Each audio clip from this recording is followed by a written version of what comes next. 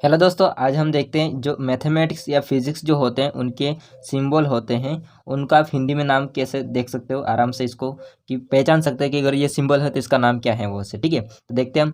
अगर प्लस होता है इस प्रकार का तो इसको हम हिंदी में कहते हैं जोड़। ठीक है, इस प्रकार का जो चिन्ह होता है उसको हम क्या कहते हैं, हिंदी में जोड़ कहते हैं।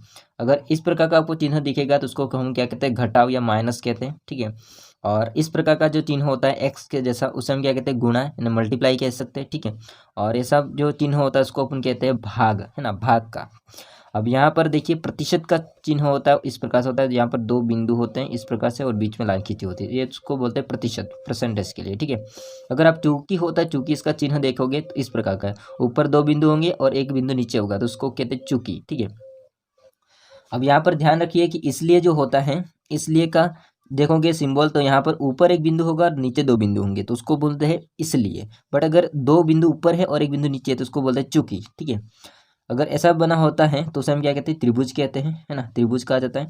और इस प्रकार से अगर चिन्ह बना होता है ऐसा तो उसे हम क्या कहते हैं, ओम कहते हैं। क्या कहते हैं, ओम कहते हैं। ठीक है, और जैसे कि यह होता है इस प्रकार से, है ना, तो इस प्रकार के चिन्हों को हम कहते हैं अनंत, इनफाइनाइट बोलते हैं। ठीक है, और ये हो जाएगा हमारे पास पाई और इसको बोलते हैं ओमेगा, है ना। देखो डब्ल्यू जैसा ही है बट यहाँ पर थोड़ा सा ऐसे मुड़ा होता है ए से, है ना, ऐसे मुड़ा होता है, उसको बोलते हैं ओमेगा। और इस प्रकार का अंश होता है ना, बिंदु, ये सब बड़ा बिंदु होता है उसको बोलते हैं अंश।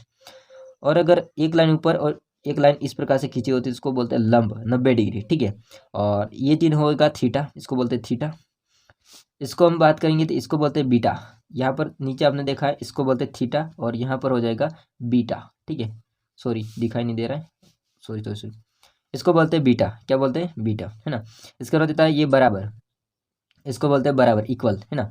अगर ये बराबर है और एक लाइन इस प्रकार से खींची होती है उसको बोलते हैं बराबर नहीं। ठीक है, बराबर नहीं, इक्वल नहीं है। और इस प्रकार का आपको चिन्ह दिखाई देता है उसको बोलते हैं वर्गमूल। ठीक है, वर्गमूल कहते हैं इसको। एंड इसके बाद यहाँ पर क्वेश्चन मार्क जिसको हिंदी में कहते हैं प्रश्नवाचक। एंड इस प्रकार का जो चिन्ह होता है इसको अल्फा कहते हैं, है ना। अल्फा का चिन्ह, एक्चुअली अल्फा का चिन्ह ऐसा होता है बट इसको ऐसे बनाते हैं ना, ऐसे ए जैसा ही होता है, इसको ऐसे बनाया जाता है। और अगर बड़ी बड़ी लाइनें जो खींची होती है ऐसे तो इसको बोलते हैं समानांतर। एंड इस प्रकार का आपने चिन्ह देखा होगा ऐसे तो उसको बोलते हैं समरूप है, इसका मतलब होता है हिंदी में समरूप है ना। और अगर जैसे कि ए लिखा है और बीच में ऐसे दो बिंदु हैं ऐसे तो उसको बोलते हैं अनुपात। क्या बोलते हैं, अनुपात। अगर इसके मध्य चार बिंदु ऐसे, ठीक है, चार बिंदु है तो चार बिंदु है तो इसको बोलते हैं समानुपात। क्या बोलते हैं इसको, समानुपात। ऐसे चार है तो समानुपात, दो है तो अनुपात। और अगर आपको कोई लिखना है और बीच में छूट गया तो उसको आप इस प्रकार से ऊपर लिख सकते हो ना, जैसे कि ए बी, ए सी लिख दिया, बीच में बी रह गया तो इसका मतलब ऊपर है छूट गया है बीच में तो इसको आप ऐसे लिख सकते हो, और, है ना, और इसको बोलते हैं।